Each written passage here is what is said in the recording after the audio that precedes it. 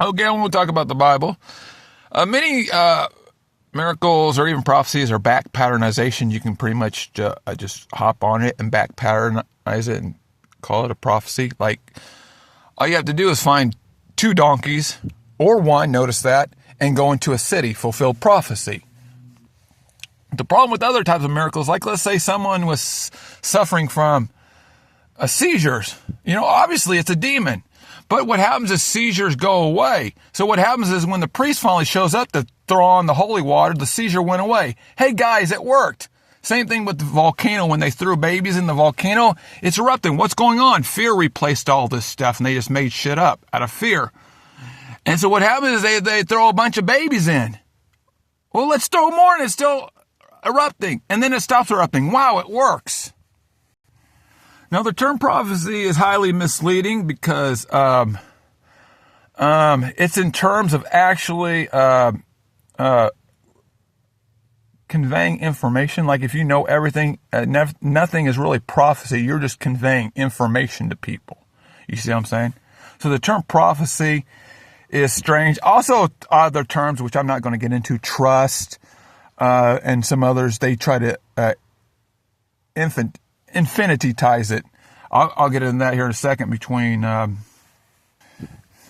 a guy goes around doing miracles. None of that confirms that you're a God. None of that confirms that what you're saying is trustworthy or true.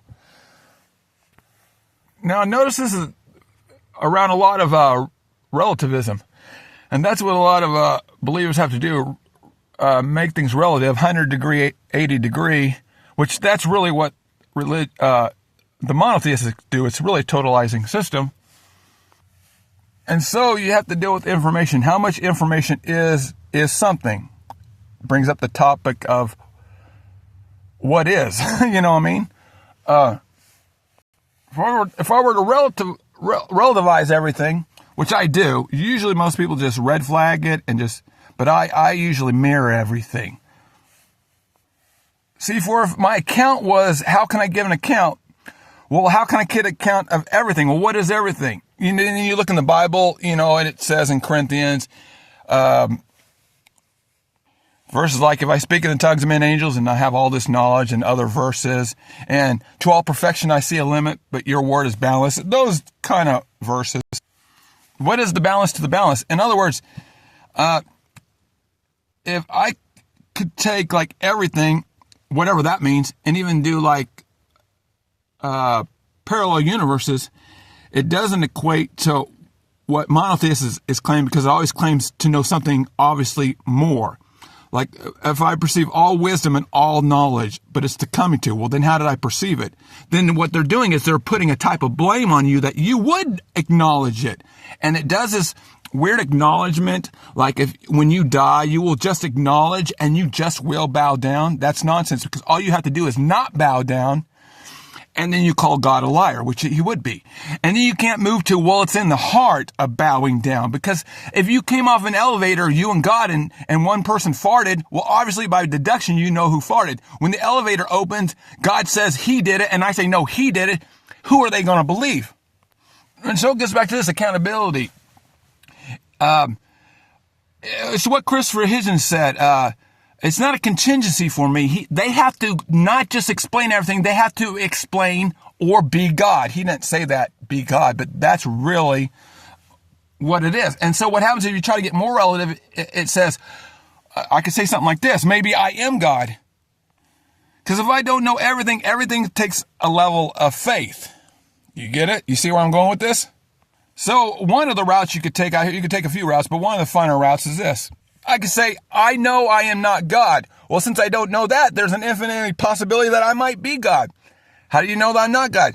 Maybe I put myself, like some of the Buddhists say, maybe I kept having things my way. Wonderful, wonderful. Everything got bored. We could pick up the topic of boredom, how God views boredom. Notice that, but let's keep on going.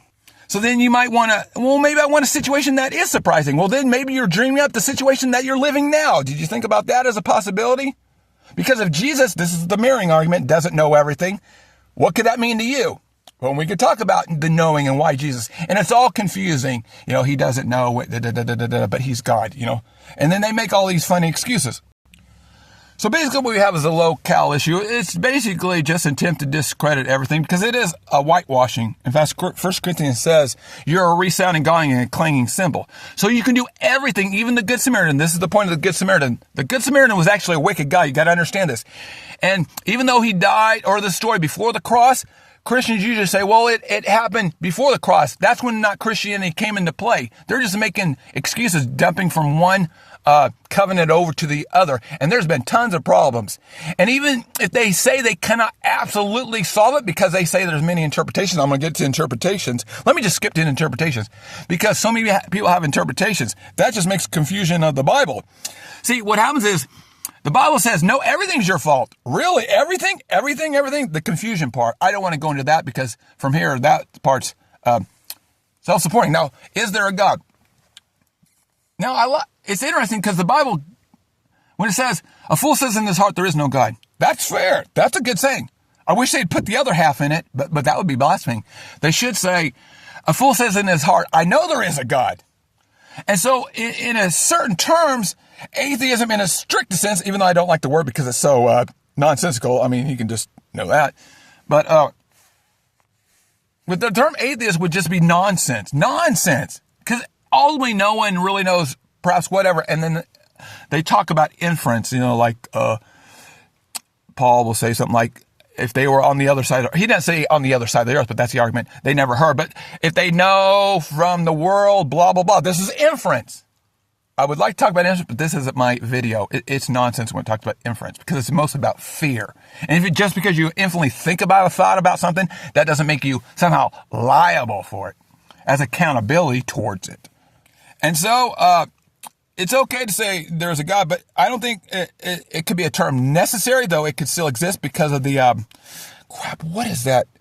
What was that experiment done? It's Silver Lining. It's a Silver Lining where they redid the origins of the Big Bang and they took out everything in a vacuum and something came from nothing. Anyways, I don't want to go in that, but that's just Silver Lining. So I'd say that in the expanse of science and knowledge, it has moved to probably there is no God. And then it would be probably there is a God, like deism. Deism. I don't want to talk about the difference between deism and theism. I'm anti-theism like Christopher Hitchens. And then I'd say last would be there is no God because that would just be a ridiculous statement. Okay, thanks guys. I hope that helps.